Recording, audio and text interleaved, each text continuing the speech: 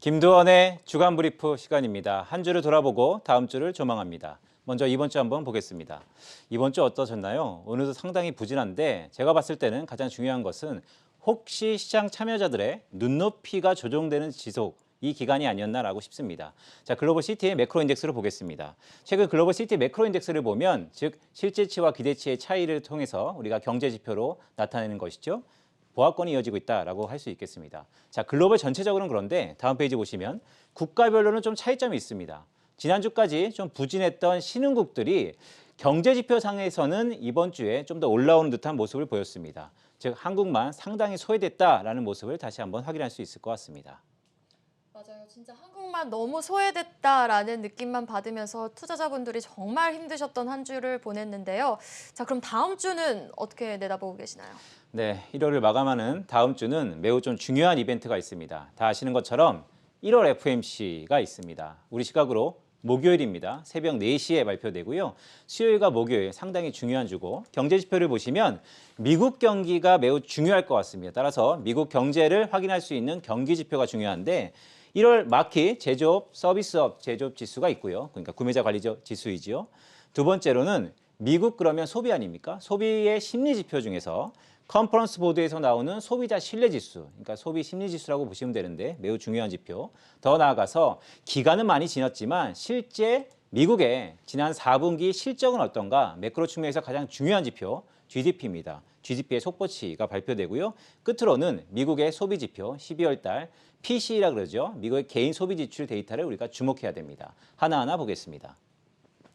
1월 FOMC는 파월의 기자회견이 매우 중요합니다. 하지만 시장은 이미 보시는 것처럼 이런 용어가 최근 유행하고 있습니다. 바이바이 QE, 헬로 QT. 즉 이제는 더 이상 긴축에 대한 두려움은 많이 선반영됐다는 측면도 있는데 분명 3월 달입니다. 3월 달 금리 인상 가능성이 실제 25bp냐 아니면 50bp냐 약간의 온도차는 있겠지만 거의 100% 시장은 확실시하고 있습니다. 만약에 파월 의장이 기존과 동일한 매파적인 발언을 한다면 과연 시장은 부담스럽게 느낄 건가에 대해서는 우리가 한번 확인해 볼 필요가 있습니다. 자, 다음 페이지 보겠습니다. 저는 주목하는 것이 이것입니다. 여전히 낮은 실질금리, 다소 좀 생소할 수도 있는데요. 실질금리라는 것은 우리가 흔히 시중에서 보는 금리, 즉 명목금리랑 기대 인플레이션을 차감한 것입니다. 실질금리의 바이 데피니션 정의는요. 미래 현금의 실질 할인율입니다. 그렇다면 실질금리가 하락한다는 것은 할인율이 완화되는 것, 즉 자산 가치의 상승을 이끌 수 있다는 것으로 귀결될 수 있습니다. 차트를 보시면 파란색이 미국의 10년물 실질금리입니다. 제가 보시기 좋게 역축으로 했는데요. 어떠세요? 여전히 낮은 흐름, 즉 실질금리가 마이너스라는 것은 우리의 자산 가격의 기대 심리가 여전히 상존한다는 것입니다. 만약에 파월 의장이 기존에 긴축했던 스탠스의 멘트가 지속된다면 시장은 이미 선반영되었기 때문에 이 실질금리의 하락 가능성이 담보되는 순간 글쎄요 아직까지는 위험 심리가 살아있다라고 할 수 있겠습니다. 자, 다음 페이지 보시겠습니다.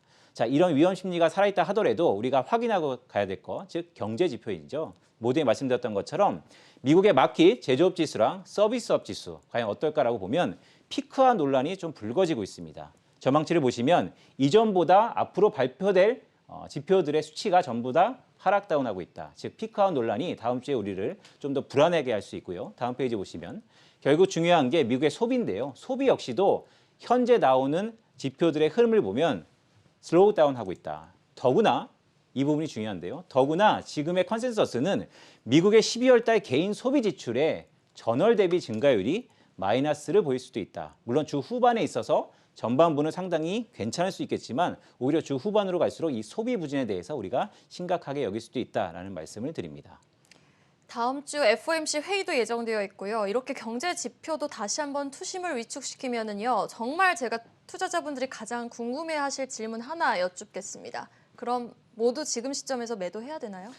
지금 시점에서 매도해야 되느냐 매우 좀 어려운 질문일 수 있는데요. 저는 상당히 다음 페이지 보시는 것처럼 가격 조정보다는 기간 조정이 있을 것 같습니다. 추격 매수보다는 어느 정도 횡보하는 측면에서 관망, 다만 희망을 갖고 단망이라는 말씀을 드리고요. 다음 페이지 보시면 결국 원화 약세 흐름, 제가 모두에 말씀드렸던 것처럼 일본엔 중국 위안은 상대적으로 강세인데 우리 원화 환율만의 약세 압력이 지속되고 있다. 이 부분이 다음 주에도 이어질지가 또 다른 관전 포인트다라고 할 수 있겠습니다.